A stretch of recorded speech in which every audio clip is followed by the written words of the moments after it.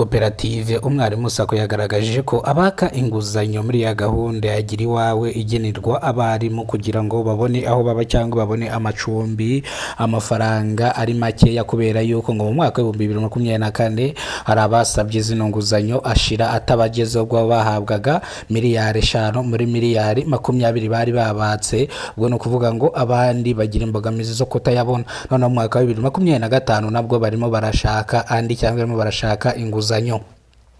Rero ni incamake y'amakuru ngiye kubageza mu kundi twurinzwe n'Imana Emmanuel. Abanze banze ko mazina Kidasamura cyangwa Kidasamura TV Rwanda. Munyarwanda kazi niwe bwambegeze ko na munyoro wa Kidasamura Movie.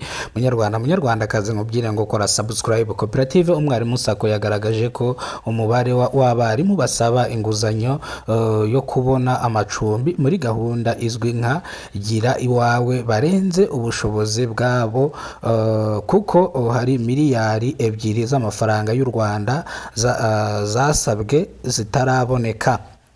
Koperative Umwarimu Sacco yagaragaje ko mu mwaka wa 2023 basabye inguzanyo ya miliyari 20 z'amafaranga y'u Rwanda muri banki y'igihugu y'iterambere igenera gahunda ya Gira Iwawe, ariko yasaranganyijwe mu barimu 500 gusa, ishira hari abandi batarayabona cyangwa ishira hari abandi batayabonye.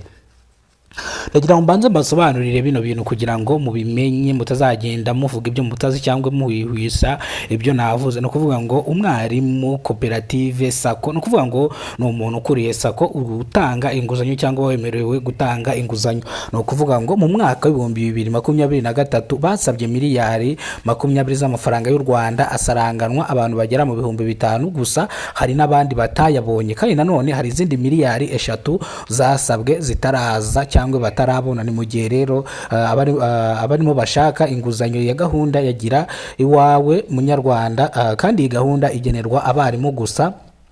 Kugira ngo mubanze mu byumve batazagira umuntu yumva navuze rino tangazo cyangwa navuze ibi bintu Koperative Umwarimu Sacco aba yatangaje ukagira ngo nawe urimo. Wowe ugenda ku giti cyawe ukaka inguzanyo, ariko abarimu by'umwihariko babemerewe inguzanyo kugira ngo bazajye bakora bishyura babakora makeya paka inguzanyo yabo ishijemo.